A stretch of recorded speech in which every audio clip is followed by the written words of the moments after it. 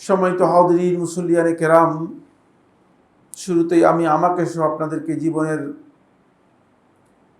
প্রত্যেকটি পর্যায়ে, প্রত্যেকটি ক্ষেত্রে, প্রকাশ্যে ঘরে বাইরে সকল ক্ষেত্রে আল্লাহ রাব্বুল আলামিনের তাকওয়া অবলম্বন করার উপদেশ দিচ্ছি। আল্লাহ তাআলা আমাদের সবাইকে প্রত্যেকটি পর্যায়ে আল্লাহ রাব্বুল আলামিনের তাকওয়া অবলম্বন করার তৌফিক দান করুন।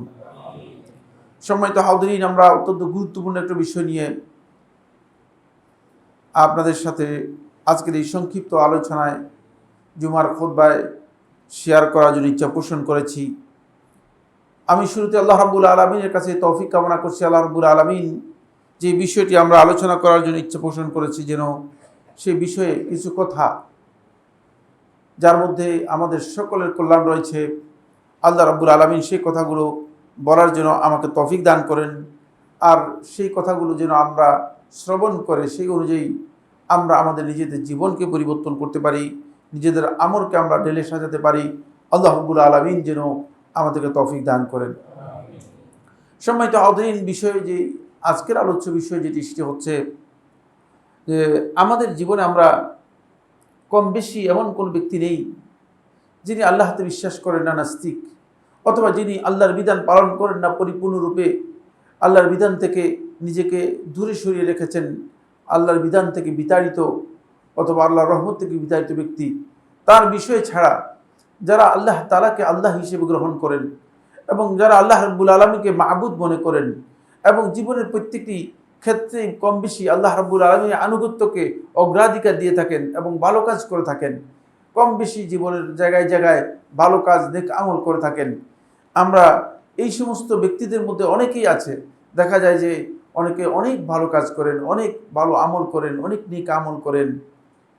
এই নেক আমলগুলো কিয়ামতের দিন মিজানে হাসানাতে আমাদের যে ভালো কাজের যে পাল্লার কিয়ামতের দিন আমাদের সামনে তুলে ধরা হবে এবং আল্লাহ রাব্বুল আলামিন কিয়ামতের দিন আল্লাহর বান্দাদের প্রত্যেকটি আমলকে আল্লাহ সুবহানাহু ওয়া তাআলা যখন কিতাব স্থাপন করবেন, ওই কিতাবের মধ্যে যখন ডিসপ্লে করা হবে, ডিসপ্লেতে গিয়ে যদি আমি দেখি যে সাইফুল্লাহ আমি খুতবা দিয়েছি জুমার, সাইফুল্লাহ আমি দাওয়াতি কাজ করেছি, সাইফুল্লাহ আমি লোকদেরকে ইসলামের কথা বলেছি, সাইফুল্লাহ আমি তালিমের কাজ করেছি, আমি মানুষদেরকে দ্বীনের বিভিন্ন বিষয়ে আলোচনা করেছি, সুন্নাহর কথা বলেছি, হাজার হাজার লক্ষ লক্ষ মাসআলার প্রশ্নোত্তর দিয়েছি, কিন্তু দেখলাম যে আমার ডিসপ্লেতে কিচ্ছু নেই, তাহলে কি হবে? তখন আর দুঃখের, তখন আর আফসোসের কোনো কিনারা থাকবে না। এই আফসোস করেও কোনো লাভ হবে না, সে আফসোস করেও কোনো লাভ হবে না। আপনি দেখেছেন যে আপনি বিশাল মসজিদ করেছেন, মাদ্রাসা করেছেন, শত শত এতিমখানায় দান করেছেন, এতিমদেরকে খাবার খাইয়েছেন, তারপরে নিয়মিত আপনার বাসায় লঙ্গরখানা করে দিয়ে গরিব মিসকিন ফকিরদেরকে সবসময় খাবার খাইয়েছেন এবং দান করেছেন। যেখানে দেখেছেন ফকির দেখেছেন, মিসকিন দেখেছেন, দান করেছেন। যেখানে আপনার অভাব, কেউ অভাবের জন্য বলেছে, তাকে তার অভাবটা পূরণ করে দিয়েছেন, একেবারে হাতেম তাইয়ের মতো অথবা ইবনে জুদআনের মতো, আরবের সবচেয়ে বিখ্যাত দানবীর ইবনে জুদআনের মতো এইভাবে দান করেছেন।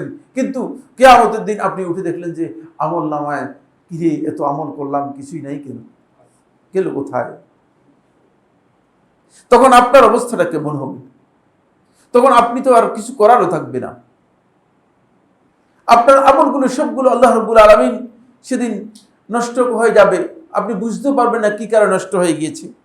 কোরআনে কারীমের সূরাতুন নূরের 39 নম্বর আয়াতের মধ্যে আল্লাহ রাব্বুল আলামিন এই কথাটি বলেছেন যে আল্লাহর বান্দাদের আমলগুলো আল্লাহ রাব্বুল আলামিন যদি আল্লাহ তাআলা যেই উদ্দেশ্যে যেভাবে করতে বলেছেন এই পদ্ধতিতে যদি কোনো ব্যক্তি না করে, যদি আমলগুলো শুধু আমল করে থাকে কিন্তু আমল বিনষ্টকারী কাজ থেকে আমলগুলোকে যদি হেফাজত না করে, আমল নষ্ট হয়ে যায়, এই কাজ থেকে যদি বিরত না থাকে, তাহলে কিয়ামতের দিন সে উঠবে আর দেখবে যে তার আমল নেই।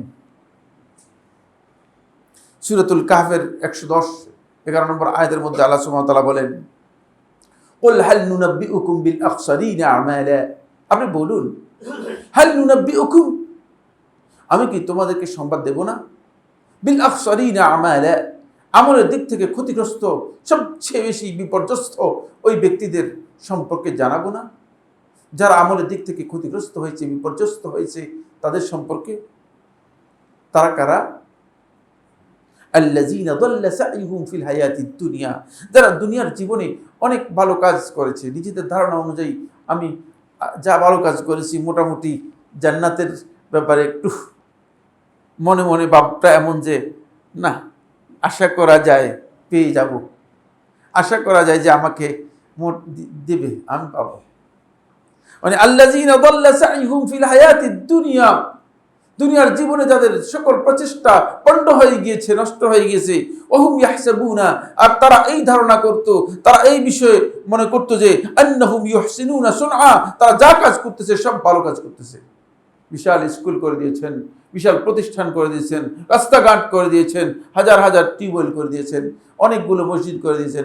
এমন ভাইও আছে যিনি, আমি জানি যে বুঝতে পেরেছেন, অন্তপক্ষে 1000-এর মতো মসজিদ নিজের টাকায় করে দিয়েছেন, আমি জানি, বুঝতে পেরেছি।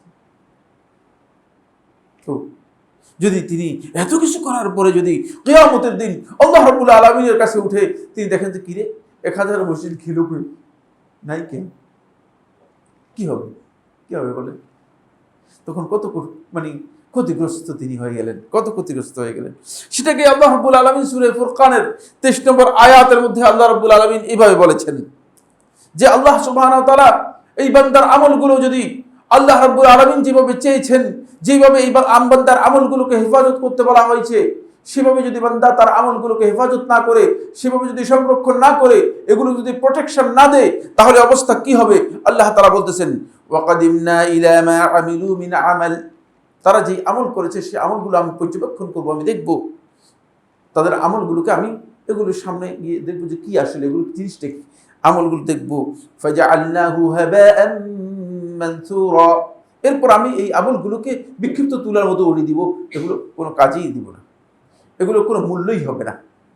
ওই সব আমলগুলোকে আল্লাহ রাব্বুল আলামিন একেবারে মূল্যহীন করে দেবেন, এগুলো আল্লাহ তাআলার কাছে আমল হিসেবে আল্লাহ তাআলা মোটেও গ্রহণ করবেন না।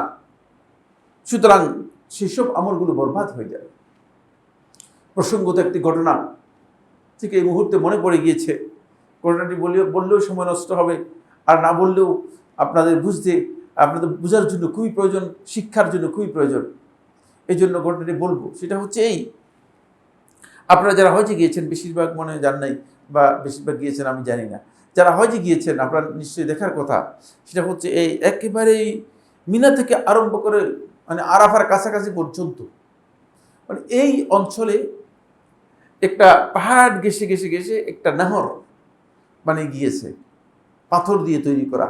এই নহরের নাম হচ্ছে, নহর হচ্ছে নদী, যেখান দিয়ে পানি প্রবাহিত হয় তাকে নহর বলা হয় তাকে।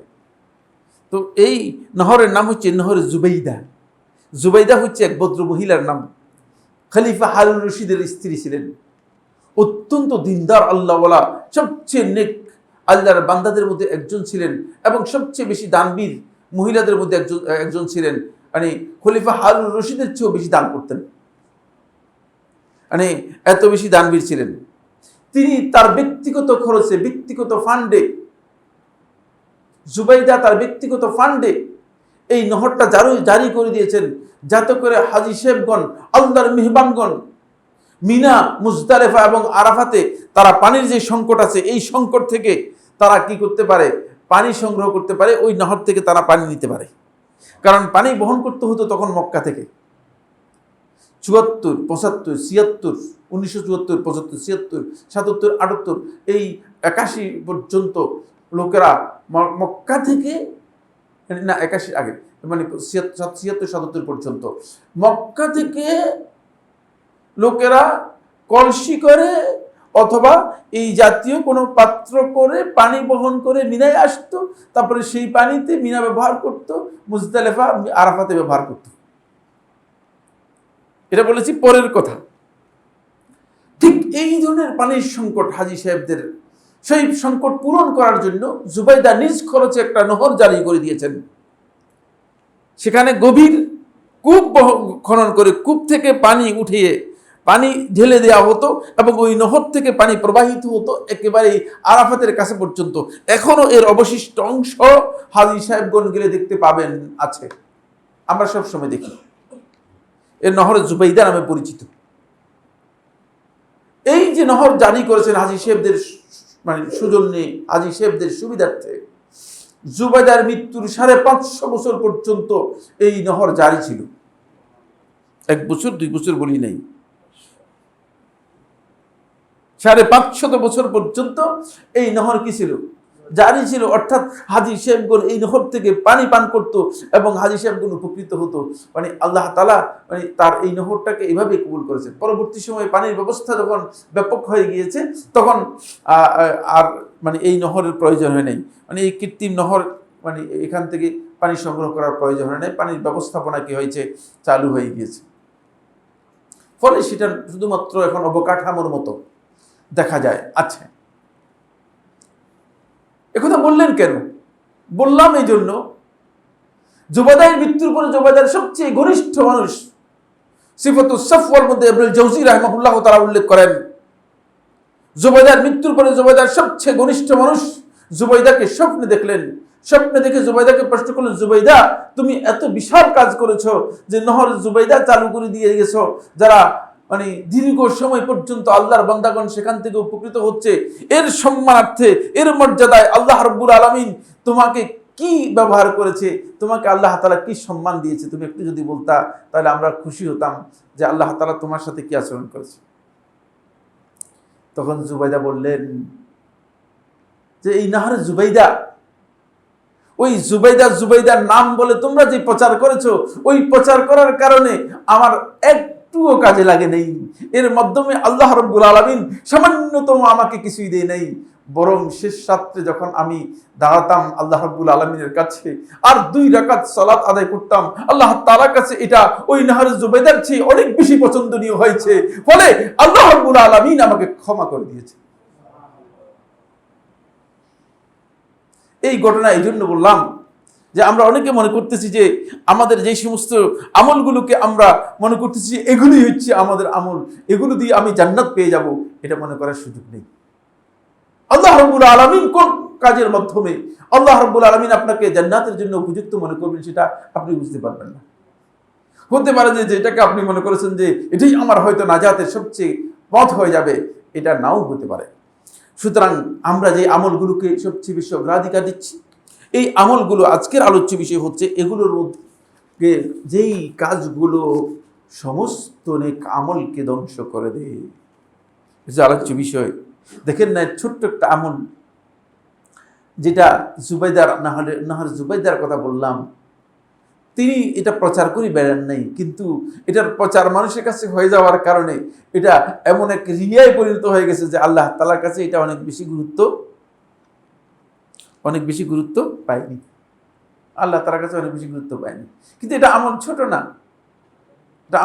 না, তারপরে গুরুত্ব পায়নি। আমাদের আমলগুলো এমন কিছু আমল রয়েছে, এমন কিছু কাজ রয়েছে যেগুলোর কারণে আমাদের আমলগুলো বরবাদ হয়ে যাবে, নষ্ট হয়ে যাবে। কিয়ামতের দিন আপনি এই ভালো কাজগুলো কষ্ট করে যেগুলো করেছি উঠে দেখব যে ডিসপ্লেতে এগুলো নাই হয়ে গিয়েছে। যে সমস্ত কারণে নাই হয়ে যাবে সেই কারণগুলো অনেক লম্বা সময়, যতটুকু সাপোর্ট করে ততটুকু বলতে পারবো, এর বেশি তো বলতে পারবো না। এই জন্য চেষ্টা করব আমি মানে মোটামুটি যদি পয়েন্টগুলো বলে যাই তাহলে হয়তো আপনারা ধরতে পারবেন, যদিও দলিলগুলো বিস্তারিত আলোচনা করতে না পারি। 1 নম্বর পয়েন্ট হচ্ছে যেটা সবচেয়ে জঘন্যতম ভয়াবহ পয়েন্ট, যেটা সমস্ত আমলকে বরবাদ করে দেবে, সেটা হলো আশ-শিরকুল আকবার ওয়াল কুফরুল আকবার ওয়ান নিফাকুল আকবার। বড় শিরক, বড় কুফরি, বড় মুনাফিকি। যেই মুনাফিকের মাধ্যমে, যেই কুফরের মাধ্যমে, যে শিরকের মাধ্যমে আপনি আপনার আমলগুলো কিয়ামতের দিন দেখবেন যে কোনোটাই আপনার আমল নামার মধ্যে নাই হয়ে যাবে, কোনোটাই পাবেন না, সবটাকে খেয়ে ফেলবে, সবটাকে নষ্ট করে ফেলবে, সবটাকে নষ্ট করে ফেলবে। আল্লাহ তাআলার কাছে এই আমলগুলোর কোনো মূল্য হবে না। আপনি দেখেছেন 5 ওয়াক্ত সালাত নিয়মিত আদায় করেছেন, রমাদান মাসের সিয়াম পালন করেছেন, শাওয়ালের 6 রোজা পালন করেছেন, মসজিদে প্রতিদিন দান করে গিয়েছেন, এতিমখানা, মাদ্রাসা আরো অন্যান্য যে সমস্ত জায়গা আছে সবখানে সদকা দান খয়রাত করে গিয়েছেন, কিন্তু আপনি পাশাপাশি গিয়ে হুজুরকে মনে করেছেন যে হুজুরেই আপনাকে জান্নাতের ব্যবস্থা করে দিবে, হুজুর হাতে বায়াত গ্রহণ করেছেন এই জন্য যে হুজুর আপনার গুনাহ খাতা মাফ করে দিয়ে আপনাকে জান্নাত দিয়ে দিবে। সবটাই বরবাদ। দুনিয়ার কোনো মানুষ, দুনিয়ার কোনো ব্যক্তি, সে যেই হোক না কেন, তার কোনো সক্ষমতা নেই, তার কোনো ক্ষমতা নেই যে সে আপনাকে জাহান্নামের আগুন থেকে অথবা আল্লাহ তাআলার আযাব থেকে রক্ষা করতে পারে।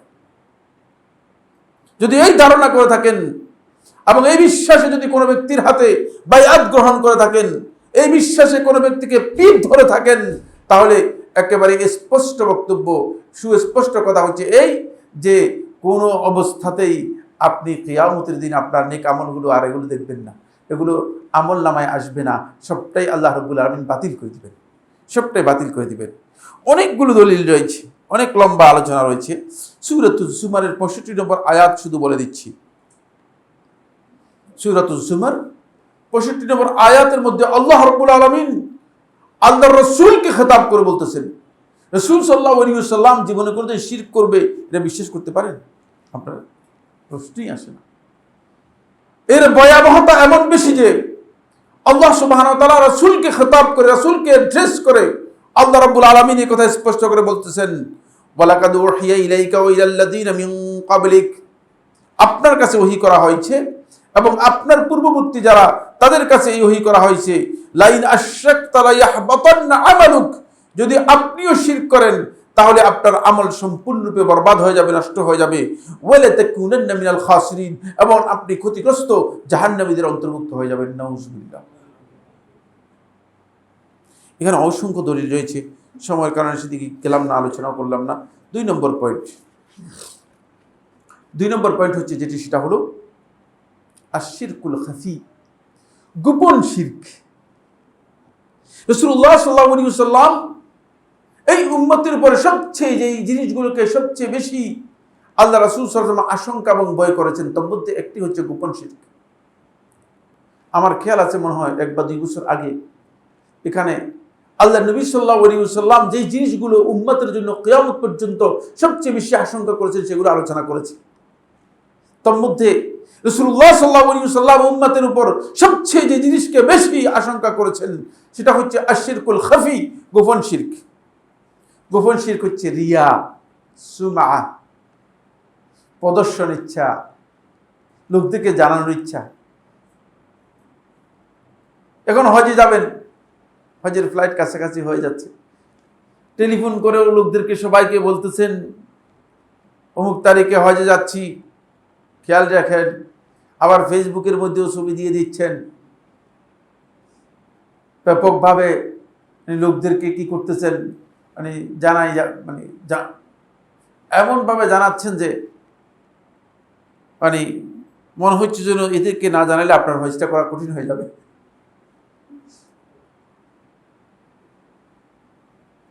আপনি চাইছেন আল্লাহর সন্তুষ্টির জন্য, আপনি এই জানানোর মধ্যে কোনো ফায়দা নেই, জানানোর সাথে কোনো ধরনের কনসার্ন বিষয় নেই। এরপরে রিয়া, প্রদর্শন ইচ্ছা। দেখা যাচ্ছে যে সবাইকেই এমনভাবে প্রদর্শন, মানুষের লোক দেখানোর জন্য। অনেকে দেখা যায় রাগ করে না আমার বক্তব্যে, দেখা যাচ্ছে কোথাও যাচ্ছে যেখানে তসবিহ হাতে করে নিয়ে যাচ্ছে, বাপ সাপ দেখানোর জন্য। আরে মুনাফিকের দল, আল্লাহর সাথে তামাশা করছেন। আগে নিজের অন্তরকে পরিচ্ছন্ন করুন, নিজের দিনকে পরিচ্ছন্ন করুন,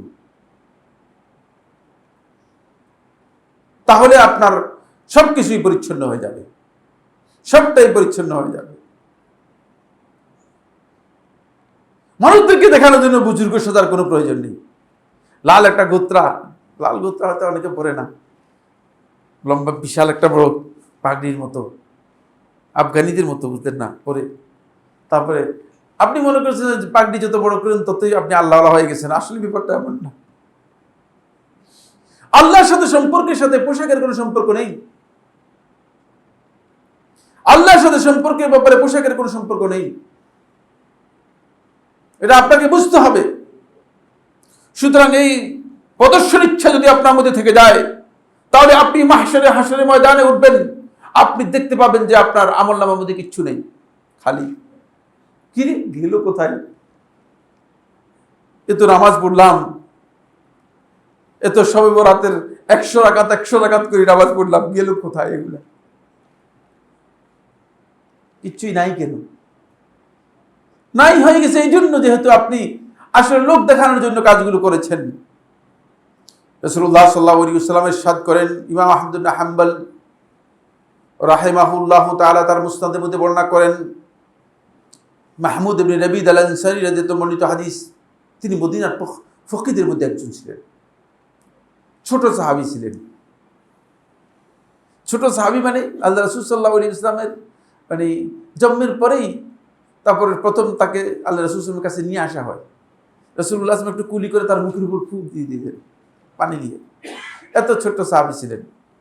মাহমুদ ইবনে নবী আল আনসারী রাদিয়াল্লাহু তাআলা বর্ণনা করে তিনি বলেন, রাসূলুল্লাহ সাল্লাল্লাহু আলাইহি ওয়াসাল্লামের কাছ থেকে, ইন্না আখওয়াফা মা আখাফু আলাইকুম আশ-শিরকুল আসগর, আমি সবচেয়ে বেশি তোমাদের উপর যে বিষয়টি আশঙ্কা করতেছি, আমার উম্মত হিসেবে তোমাদের উপর যে বিষয়কে সবচেয়ে আশঙ্কাজনক মনে করতেছি, আশ-শিরকুল আসগর, ছোট শিরক। ক্বালু ওয়া মা-শিরকুল আসগর, সাহাবায়ে কেরাম প্রশ্ন করলেন, হে আল্লাহ রাসূল সাল্লাল্লাহু আলাইহি ওয়াসাল্লাম, শিরকুল আসগর কি ইয়া রাসূলুল্লাহ?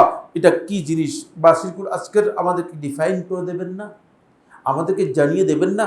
ক্বালা, তখন রাসূলুল্লাহ সাল্লাল্লাহু আলাইহি ওয়াসাল্লাম উত্তরে বললেন, আর রিয়া, লোকদেরকে দেখানো, প্রদর্শন ইচ্ছা।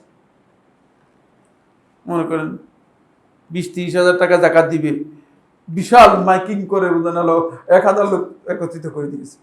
আরে বাবা, 20,000 টাকা যাকাত তো একজন লোককে দিয়ে দিবেন আপনি, মাইকিং করে 20,000 লোককে একত্রিত করেন কেন? একজন লোকের 1 বছরের অভাব 20,000 টাকা হবে কিনা পূরণ? প্রশ্নই আসে না, বুঝেই নেই, যাকাতের কনসেপ্টও বুঝে নেই, জাকাতও বুঝে নেই। এর জন্য মাইকিং করে লোকগুলো একত্রিত করে শেষ পর্যন্ত দেখা যাচ্ছে যে মানুষ ধাক্কাধাক্কি করে, মারামারি করে, নিজেরও ক্ষতি, মানুষেরও ক্ষতি। মানে আর যাকাতটা পুরোটাই কি হয়ে গিয়েছে? পণ্ড আমলে পরিণত হয়ে গেছে, আল্লাহ তাআলার কাছে মূল্যহীন হয়ে গেছে। কারণ আপনি অপ্রয়োজনীয় সেটা কি করেছেন? ব্যাপক প্রচার করে দিয়েছেন। এটা কিয়ামতের দিন আল্লাহ তাআলার কাছে রিয়া আমলকে বরবাদ করে দেয়। ইয়াকুলুল্লাহু ইয়াউমাল কিয়ামাতি, কিয়ামতের দিন আল্লাহ সুবহানাহু ওয়া তাআলা বলবেন। এটা হলো এই হাদিসটা মুসনাদ আহমদের লফজ নিয়েছি, এটা তিরমিজির মধ্যে এর আরেকটি রিওয়ায়াত রয়েছে, এই রিওয়ায়াতের মধ্যে এইটুক নেই। মুসনাদ আহমদের রিওয়ায়াতের মধ্যে এই জিনিসটুকু অতিরিক্ত রয়েছে।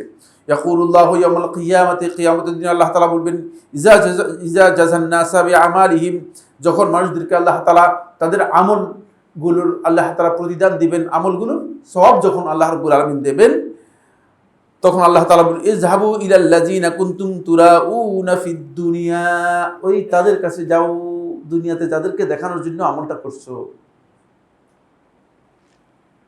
কারণ আমার কাছে কি চাইছো? তোমরা তো চাইছিলে আসলে তাদেরকে দেখানোর জন্য।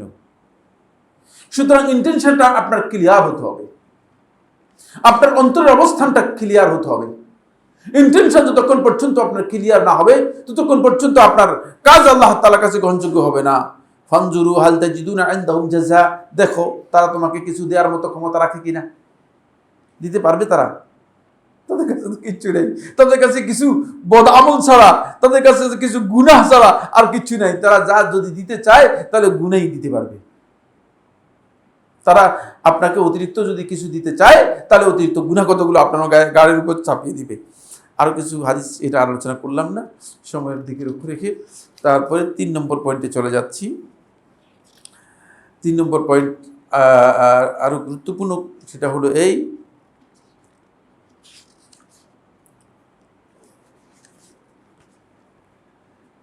যে সমস্ত কাজ আপনার নেক আমলগুলোকে খেয়ে ছাই করে দেবে, নষ্ট করে দেবে, তার মধ্যে এই কাজটা আমাদের অনেকেরই হয়ে যায়। আল্লাহ তাআলা আমাদের সবাইকে এই ধরনের অপরাধ থেকে, অন্যায় থেকে হেফাজত করুন। সেটা হলো নির্জনে, একান্তে মানুষের দৃষ্টির আড়ালে আল্লাহ তাআলার হুরমতকে, আল্লাহ তাআলার শ্রেষ্ঠত্ব মর্যাদাকে, আল্লাহ তাআলার পবিত্রতাকে ক্ষুণ্ণ করা, লঙ্ঘন করা। প্রকাশ্যে আল্লাহওয়ালা, চোখের সামনে মাসারা বুজুর্গ, মসজিদে আসলে তার চেয়ে এত বড় ওলি আর খুঁজে পাওয়া দুষ্কর। কিন্তু যখন মানুষের দৃষ্টির আড়ালে যায় তখন তিনি এমন হারাম কাজে লিপ্ত হয়ে যান, এমন অবাধ্যতা লিপ্ত হয়ে যান, এমন লঙ্ঘনে লিপ্ত হয়ে যান যেখানে আল্লাহ তাআলার অসন্তুষ্টি অপরিহার্য। ওই কাজগুলো তার সমস্ত নেক আমলকে বরবাদ করলেন, যেহেতু তিনি আল্লাহ তাআলার হুরমতকে নষ্ট করেছেন। এরকম লোকের সংখ্যা কম নাই, প্রচুর রয়েছে। বরং এটাকে বাংলা ভাষায় বলা হয় লেফাফা দুরুস্ত। ফার্সি থেকে আনছে বাংলায়, বুঝতে পেরেছেন কিনা? সামনের সাইজ টাইজ খুব আমার মতো আর কি, দুরুস্ত সব, মানে ঠিক আছে কিন্তু আসল ঠিক নেই। এই জন্য খুব খেয়াল রাখতে হবে যে আমরা প্রতিদিন যে প্রত্যেকটি জুমার খুতবার মধ্যে আপনাদেরকে বলে দিচ্ছি, প্রকাশ্যে যেন আল্লাহ তাআলার তাকওয়া আমাদের অন্তরের মধ্যে আমরা ইনস্টল করতে পারি, আমরা যেন তাকওয়া আমাদের অন্তরের মধ্যে আনতে পারি, এটা খুবই জরুরি বিষয়। প্রকাশ্যে আল্লাহ রাব্বুল আলামিন তাকওয়ার পথ অবলম্বন করলেন, কিন্তু যখন নির্জনে আড়ালে গেলেন, মানুষের দৃষ্টির আড়ালে গেলেন, তখন আল্লাহ তাআলার কথা ভুলে গেলেন। তাহলে আল্লাহ রাব্বুল আলামিনের হুরমত নষ্ট করলেন, আল্লাহ তাআলার মর্যাদাকে ক্ষুণ্ণ করলেন, লঙ্ঘন করলেন। তাহলে আপনার সমস্ত আমল বরবাদ হয়ে যাবে। দেখুন ইবনে মাজাহ রাহিমাহুল্লাহ তাআলা তার সুনানের মধ্যে বর্ণনা করেছেন, সাওবান রাদিয়াল্লাহু তাআলা আনহু, সাওবান রাদিয়াল্লাহু তাআলা থেকে বর্ণিত, তিনি বলেন, নবী সাল্লাল্লাহু আলাইহি ওয়াসাল্লাম, নবী সাল্লাল্লাহু আলাইহি ওয়াসাল্লাম থেকে কাল, লা আলামু আকওয়ামান মিন উম্মতি, আমি আমার উম্মতের মধ্যে থেকে এমন একদল লোকের ব্যাপারে জানি, ইয়াতুনা ইয়াউমাল কিয়ামতি, কিয়ামতের দিন তারা আসবে, বিহাসানাত, অনেক নেক আমল নিয়ে, আমসাল জিবালি তিহামাতা বাইদা, তেহামার বিশাল বিশাল উঁচু পাহাড়গুলোর সমপরিমাণ। তেহামা হচ্ছে মদিনা থেকে জর্দান যাওয়ার পথে, আপনি মদিনা পার হয়ে গেলে তাবুক এবং জর্দানের রাস্তায় কট্টুক গেলে মদিনা থেকে প্রায় 120 বা 30 কিলোমিটার গেলে দেখবেন যে পাহাড় আর পাহাড়, পাহাড়গুলো মানে দেখতে হলে এইভাবে করে দেখতে হয়, এত উঁচা পাহাড়। এই বিশাল পাহাড়ে রাসূলুল্লাহ সাল্লাল্লাহু আলাইহি ওয়াসাল্লাম উদাহরণ দিয়ে বলতেছেন যে ওই পাহাড়ের সমতুল্য এই বিশাল পরিমাণের নেক আমল নিয়ে কিয়ামতের দিন তারা উত্থিত হবে। ফায়াজআলুহাল্লাহু আযজা ওয়া জাল্লা হাবাআন মানসুরা, আল্লাহ রাব্বুল আলামিন এগুলো সবগুলোকে একেবারে বিশাল পাহাড়কে একেবারে ধুলন, মানে তুলার মতো, মানে আল্লাহ রাব্বুল আলামিন ধুলন্ত তুলার মতো উড়িয়ে দিবেন। এগুলোকে আল্লাহ তাআলা সামান্যতম কোনো মূল্য দিবেন না। কালা সাওবান, আল্লাহ রাসূল সাল্লাল্লাহু আলাইহি ওয়াসাল্লামের আযাদকৃত গোলাম, অত্যন্ত কাছের মানুষ সাওবান রাদিয়াল্লাহু আনহু বললেন, হে আল্লাহ রাসূল সাল্লাল্লাহু, ইয়া রাসূলুল্লাহ, হে আল্লাহ রাসূল সাল্লাল্লাহু আলাইহি ওয়াসাল্লাম, সিফহুম লানা, আপনি তাদের পরিচয়টা যদি আমাদের করে দিতেন, কারণ যদি আমরা পড়ে যাই, কারণ আমরা পড়ে গেলে তো আমরা ক্ষতিগ্রস্ত হয়ে যাব। যদি আমরা এদের মধ্যে পড়ে যাই তাহলে তো আমরা ক্ষতিগ্রস্ত হয়ে যাব। সিফহুম লানা ইয়া রাসূলুল্লাহ, হে আল্লাহ রাসূল সাল্লাল্লাহু আলাইহি ওয়াসাল্লাম, তাদের পরিচয়টা আমাদের করে দেন। কারণ হলো যদি তাজাল্লিহিম লানা, তাদেরকে স্পষ্ট করে দেন আমাদের কাছে, আল্লাহ নাকুনা মিনহুম, যাতে করে আমরা তাদের মধ্যে কোনো না কোনোভাবে পড়ে না যাই, ওয়া নাহনু লা না'লাম, অথচ আমরা বুঝলামও না, জানলামও না কী কারণে আমাদের এই অবস্থা হয়ে যাবে। ক্বালা, তখন রাসূলুল্লাহ সাল্লাল্লাহু আলাইহি ওয়াসাল্লাম বলেন, আমা ইন্নাহুম ইখওয়ানুকুম, খুব ভালো করে খেয়াল রাখো, তারা হচ্ছে তোমাদের বন্ধুরা, তোমাদের সাথীরা, মসজিদে তোমাদের সাথে আসে, হালকায় জিকির তোমাদের সাথে আসে, আমলের মধ্যে তোমাদের সাথে আসে, সব দিক থেকে ইখওয়ানুকুম, তোমাদের ভাই, তোমাদের কাছাকাছি, ওয়া মিন জিলদাতিকুম, এবং তোমাদের বংশের মধ্যেই, তোমাদের বন্ধু বান্ধবদের মধ্যেই, ওয়া ইয়াখুযুনা মিনাল লাইলি কামা তাখুযুন, এবং রাত্রের ইবাদত করে তোমরা যেভাবে রাত্রে ইবাদত করো।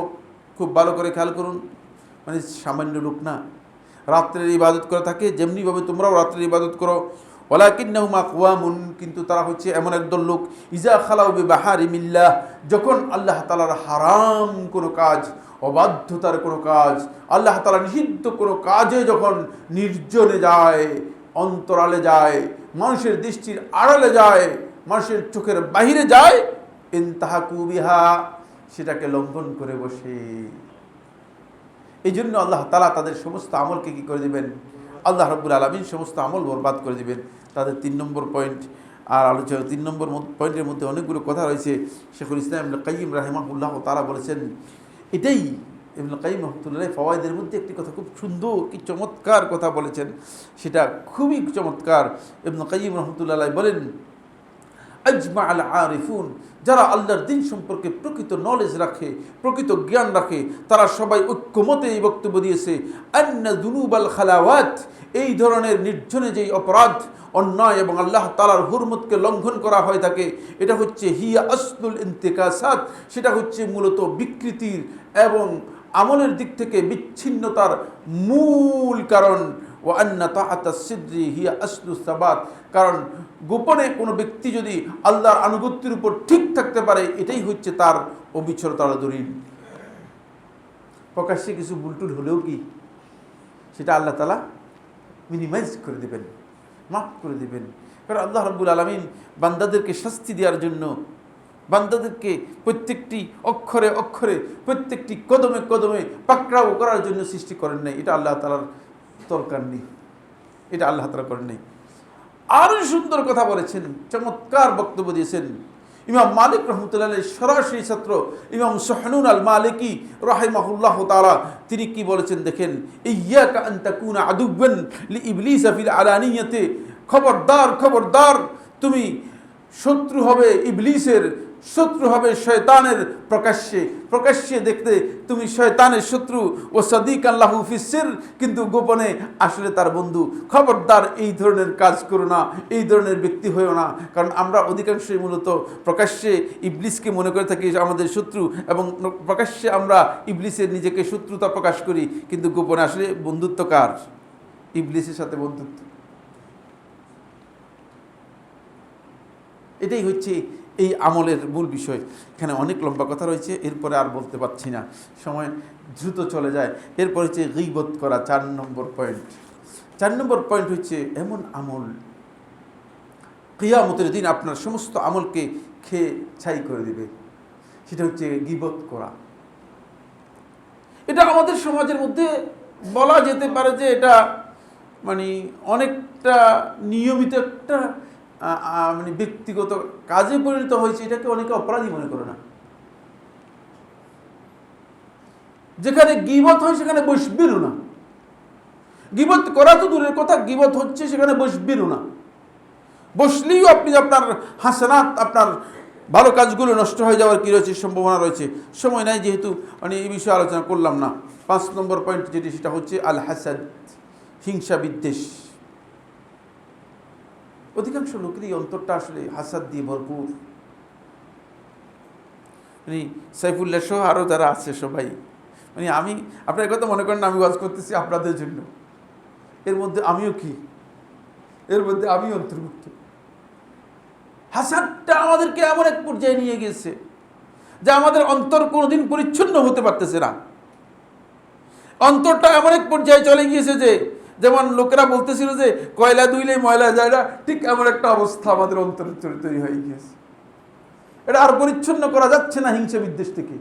হিংসাটা অন্তরের মধ্যে নিয়মিত বিষয়ে পরিণত হয়ে গেছে। খবরদার, এটি কত ভয়াবহ অপরাধ যে ইমাম আবু দাউদ রাহিমাহুল্লাহ তাআলা সহিহ সনদে বর্ণনা করেছেন। আবু হুরায়রা রাদিয়াল্লাহু তাআলা থেকে তিনি বলেন, রাসূলুল্লাহ সাল্লাল্লাহু আলাইহি ওয়াসাল্লাম ইরশাদ করেছেন, ইয়াকুম ওয়াল হাসাদ, খবরদার তোমরা সতর্ক হয়ে যাও হিংসা থেকে, হিংসা থেকে তোমরা নিজেদেরকে বিরত করো।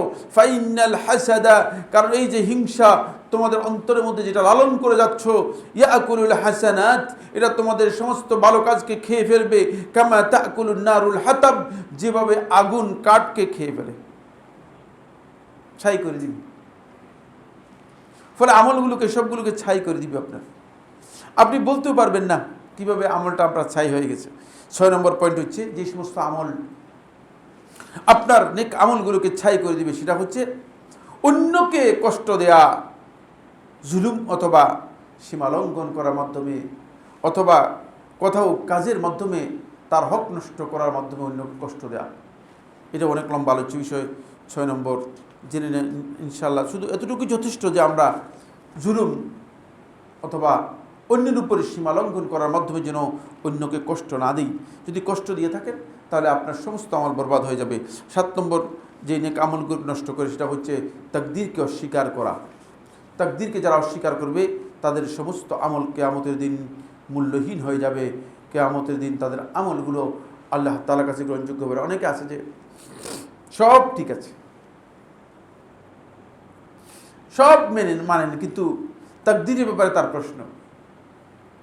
বারবার একটাই প্রশ্ন করেন যে আসলে এটা তাকদীরে আছে কিনা। আলহামদুলিল্লাহ, যে এটাই প্রশ্ন করেন যে তাকদীরে আছে কিনা, এটা কি তাকদীর কিনা। আরে বাবা, এই মাখলুকাতের সব কিছুর আগে আল্লাহ তাআলা সৃষ্টি করেছেন কলমকে। কি সৃষ্টি করেছেন? কলমকে সৃষ্টি করে। কলমকে সৃষ্টি করার পরে কলমকে বলছে, কলমকে আল্লাহ তাআলা নির্দেশ দিয়েছেন উক্তুব, হে কলম লিখো। কলম বলছে মা যাআতু বিয়া রব, হে আমার রব কি লিখবো, কি লিখবো? উক্তুব মা হুয়া কাইনুন ইলা ইয়াউমিল কিয়ামাহ, কিয়ামত পর্যন্ত যা কিছু হবে সব লিখে ফেলো। তো আপনি এটাকে অবিশ্বাস করার কোনো সুযোগ আছে? সুতরাং যারা অবিশ্বাস করতেছে তারা আসলে বুঝেই নেই যে জিনিসটা কি জিনিস। এটাকে আপনাকে মেনে নিতে হবে, এটার উপর আপনার বিশ্বাস থাকতে হবে। কিন্তু দুটি কাজ করা আপনার জন্য হারাম। কয়টা কাজ করা আপনার উপর হারাম? 1 নম্বর হচ্ছে তাকদীরের উপর নির্ভর করে বসে থাকা হারাম। এখন একদল শয়তান বলছে যদি তাকদীরে থাকে তাহলে আমি কাজ করব কেন, তাকদীর আর নিয়ে আসুক। সে কাফের এবং হারাম, তার আকীদা কুফরি এবং হারাম। তাকদীরের উপর আপনাকে নির্ভর করতে বলা হয় নাই, আপনাকে বলা হয়েছে কি আমল করার জন্য। আপনাকে নির্দেশ দেওয়া হয়েছে আমল করার জন্য। তো আপনি কাজ করতে হবে, আপনার কাজ আপনি করতে হবে, তাকদীরের উপর নির্ভর করে চলবে না। 2 নম্বর বিষয় হচ্ছে যেটি হারাম আপনার জন্য, সেটা হলো এই তাকদীর নিয়ে অনুসন্ধান চালানোর বিষয় আপনার জন্য হারাম। যে আমি দেখি তাকদীর দিয়ে কী আসে, এটা আপনার দায়িত্ব নয়। আপনার দায়িত্ব হচ্ছে আপনি চেষ্টা করবেন যে আপনি কি করতে পারেন। ওয়ান লাইসা লিল ইনসানি ইল্লা মা সাআ, আপনাকে চেষ্টা করতে বলা হয়েছে, চেষ্টা করলে আপনি সেটা পেয়ে যাবেন। 8 নম্বর পয়েন্ট। ও না, এরপর আমি হাদিস বলি নাই। এই মনে যায়েদ ইবনে সাবিত রাদিয়াল্লাহু বর্ণিত হাদিস, সময় শেষ হয়ে গেছে। যায়েদ ইবনে সাবিত আনসারী রাদিয়াল্লাহু বর্ণিত হাদিস, যেটি মুসনাদ আহমদের মধ্যে এসেছে। ইমাম ইবনে মাজাহ রাহিমাহুল্লাহ তাআলা তার সুনানের মধ্যে সহিহ সনদে বর্ণনা করেছেন। তিনি বলেন সামি'তু রাসূলুল্লাহ সাল্লাল্লাহু আলাইহি ওয়াসাল্লাম ইয়াকুল, আমি আল্লাহ রাসূল সাল্লাল্লাহু আলাইহি ওয়াসাল্লামকে বলতে শুনেছি, লাউ কানা লাকা মিসলা উহুদিন যাহাবা, যদি উহুদ পাহাড় পরিমাণ তোমার স্বর্ণ থাকে, আও মিসলা জাবালে উহুদিন যাহাবান, অথবা উহুদ পাহাড় পরিমাণ তোমার স্বর্ণ থাকে। মানে এই শব্দটা দুইভাবে এসেছে। উহুদ পাহাড় তো আপনারা জানেন কত বিশাল পাহাড়, 12.5 কিলোমিটার হচ্ছে শুধু লম্বাই। এই পরিমাণ স্বর্ণ যদি আপনার থাকে, তুনফিকুহু ফি সাবিলিল্লাহি, আর সেটা আল্লাহর রাস্তায় তুমি যদি খরচ করো, কে করবে এখান থেকে খরচ? পারবে? এখন তো সবচেয়ে বড় ধনী পৃথিবীর কে জানেন তো আপনারা? হ্যাঁ, ইলন না? এখন তার কাছে এই টাকা আছে না? এই পরিমাণ আছে? উহুদ পাহাড় পরিমাণ স্বর্ণের টাকা আছে না? এই পরিমাণ নেই। তুনফিকুহু ফি সাবিলিল্লাহ, যদি এই পরিমাণ সম্পদ যদি আল্লাহর রাস্তায় খরচ করো, মা কাবিলাহুল্লাহু মিনকা, আল্লাহ তাআলা তোমার কাছ থেকে গ্রহণ করবেন না, হাত্তা তুমিনা বিল কদরি কুল্লিহি, যতক্ষণ পর্যন্ত তুমি তাকদীরের ব্যাপারে পরিপূর্ণ ঈমান না আনবে। যদি ঈমান না আনে থাকো তাহলে তোমার এই সবটাই বাতিল হয়ে যাবে, সবটাই কি হয়ে যাবে? বাতিল হয়ে যাবে। 8 নম্বর পয়েন্ট। 8 পর্যন্ত বুঝতে পারলাম খুব কষ্ট করে, সময় শেষ হয়ে গেছে। 8 নম্বর হচ্ছে গণক, জাদুকর, তারপরে জ্যোতিষী, তারপরে দৈবজ্ঞ, এরপরে জ্যোতির্বিদ, এদের কাছে যাওয়া এবং এদের কথাকে সত্য মনে করা, সমস্ত আমল বরবাদ হয়ে যাবে। এটা আমল বিনষ্ট করে। অনেকে আমার কাছে আসেন, এসে বলেন যে হুজুর, আমি কবিরাজের কাছে গিয়েছিলাম, কবিরাজ বলছে যে আমাকে 2টা জিন দিয়ে অনেক শক্তিশালী জাদু করছে, আর কোনো অবস্থা আমার ভালো হওয়ার সম্ভাবনা নেই। তখন যে কবিরাজ কি মানে আল্লাহ তাআলার সাথে কথা বলি বলছে না নিজের থেকে বলছে, আর কিছু বলতে পারে না। আপনি কি মনে করেন যে কবিরাজ গায়েব জানে? দেখছেন কোন পর্যায়ে কুফরির মধ্যে চলে গেছে। রাসূলুল্লাহ সাল্লাল্লাহু আলাইহি ওয়াসাল্লাম স্পষ্ট করে বলে দিয়েছেন, মান আতা আররাফান, যেই গণক, এই জ্যোতিষী, এই সমস্ত ব্যক্তিদের কাছে আসলো, ফাসাদ্দাকাহু ফীমা ক্বালা, সে যেটা বললো সেটাকে সত্য মনে করলো, ফাকাদ কাফারা বিমা উনজিলা আলা মুহাম্মদ, সে মুহাম্মদ সাল্লাল্লাহু আলাইহি ওয়াসাল্লাম আল্লাহ তাআলা যা নাযিল করেছেন সেটাকে অস্বীকার করলো, সে কাফের হয়ে গেল। খবরদার এই ধরনের জায়গায় যাবেন না। সহিহ মুসলিমের রওয়ায়াতের মধ্যে এসেছে রাসূলুল্লাহ সাল্লাল্লাহু আলাইহি ওয়াসাল্লাম বলেন, মান আতা আররাফান, যে ব্যক্তি গণক বা জাদুকরের কাছে আসলো অথবা যারা এই সমস্ত জ্যোতিষ কর্ম করে থাকে তাদের কাছে আসলো, ফাসআলাহু আন শাইইন, তার কাছে কোনো বিশেষ সম্পর্কে জানার জন্য জিজ্ঞেস করলো, শুধু জিজ্ঞেস করলে লান তুকবাল লাহু সালাতু 40 লাইলা, 40 দিনের সালাত তার কবুলই হবে না। সত্যায়িত করার দরকার নেই, শুধু জিজ্ঞেস করলেই কি 40 দিনের আমল তার কবুল হবে না। এটা সহিহ মুসলিমের একেবারে সহিহ রওয়ায়াত। আর সময় পেলাম না, ফলে জুমহুর উলামায়ে কেরামের কাছ থেকে শেখুল ইসলাম ইবনুল কাইয়িম রাহিমাহুল্লাহ তাআলা উল্লেখ করেন যে সুআলুল কুহান ইয়ামনাউ কাবুলাস সালাত 40 লাইলাতান, খুব ভালো করে খেয়াল করুন, শুধুমাত্র যদি ওই গণকের কাছে, ওই জ্যোতিষীর কাছে, যেই ব্যক্তি এই সমস্ত জ্যোতির্কর্ম করে থাকে, তারপরে জাদুর কাজ করে থাকে, তাকে যদি প্রশ্ন করার কারণে 40 দিনের আমল তার কবুল না হয় থাকে, সে যদি কোনো বক্তব্য দেয় সেটাকে বিশ্বাস করাটা আল্লাহ রাসূল সাল্লাল্লাহু আলাইহি ওয়াসাল্লামের সাথে কুফরি এবং সমস্ত আমল বিনষ্টকারী কাজ ছাড়া আর কিছুই না। সুতরাং সমস্ত আমল বিনষ্ট হয়ে যাবে। আল্লাহ রাব্বুল আলামিন আমাদেরকে এই সমস্ত কাজ যেগুলো আমাদের নেক আমলগুলোকে বরবাদ করে দিবে সেগুলো থেকে হেফাজত করুন। আমাদের অনেকেরই এই কাজগুলোর মধ্যে বিভিন্নভাবে সম্পৃক্ততা আমরা দেখতে পাই, বিভিন্নভাবে আমরা অনেক কারণে যুক্ত হয়ে যাই। আমরা জানি না যে আমাদের যে নেক আমল আছে, নেক আমলগুলো বরবাদ হয়ে যাচ্ছে এই সমস্ত কারণে। কিয়ামতের দিন আপনি উঠবেন, উঠে দেখবেন যে আপনার নেক আমলগুলো, আপনার আমলনামার মধ্যে কিচ্ছু নেই, খালি। সুতরাং এর আগেই এগুলো থেকে আমরা যেন বিরত হতে পারি, আল্লাহ তাআলা আমাদেরকে তৌফিক দান করুন। আকুলু কাওলি হাযা লি ওয়া লাকুম ফাস্তাগফিরুল্লাহ লি ওয়া লাকুম ফাস্তাগফিরুহু ইন্নাহু হুয়াল গফুরুর রহিম।